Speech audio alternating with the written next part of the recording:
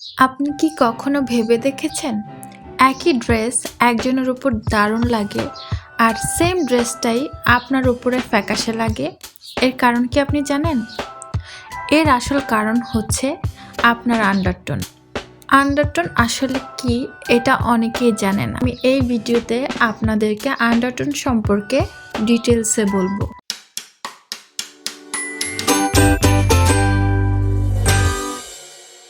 অনেকেই ভাবে ফর্সা, শ্যামলা, ডার্ক এগুলোই হলো সব, কিন্তু না, এগুলো হলো স্কিন টোন বা বাইরের রং। আর আন্ডারটোন হলো আপনার স্কিনের ভেতরের লুকোনো রং, যা কখনো বদলায় না, রোদে পুড়লেও না। আন্ডারটোন 3 ধরনের হয়। 1 নাম্বার হলো ওয়ার্ম আন্ডারটোন।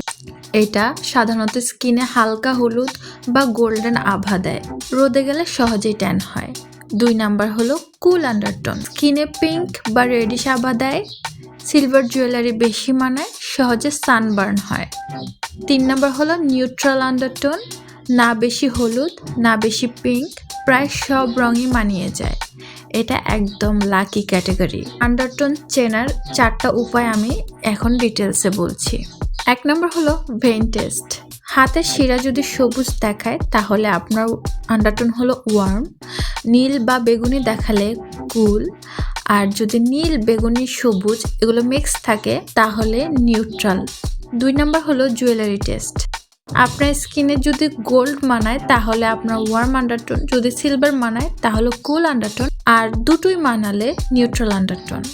3 নাম্বার হলো white versus off white test. White যদি ভালো লাগে আপনার স্কিনে তাহলে কুল আন্ডারটোন, আর ক্রিম বা অফ হোয়াইট ভালো লাগলে ওয়ার্ম আন্ডারটোন।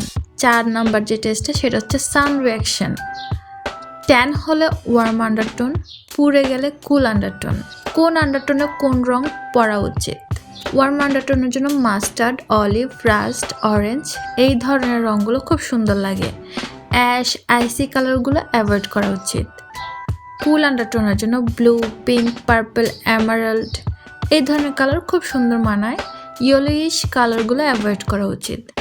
নিউট্রাল আন্ডারটোনের জন্য অলমোস্ট সব কালার জাস্ট ব্যালেন্স করে পড়তে হবে।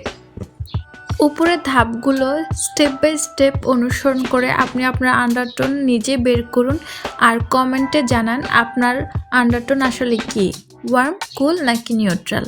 আর এই ভিডিওটা সেভ করে রাখেন, ফিউচারে শপিংয়ের জন্য কাজে লাগবে। আজকের ভিডিওটা এই পর্যন্তই। আল্লাহ হাফেজ।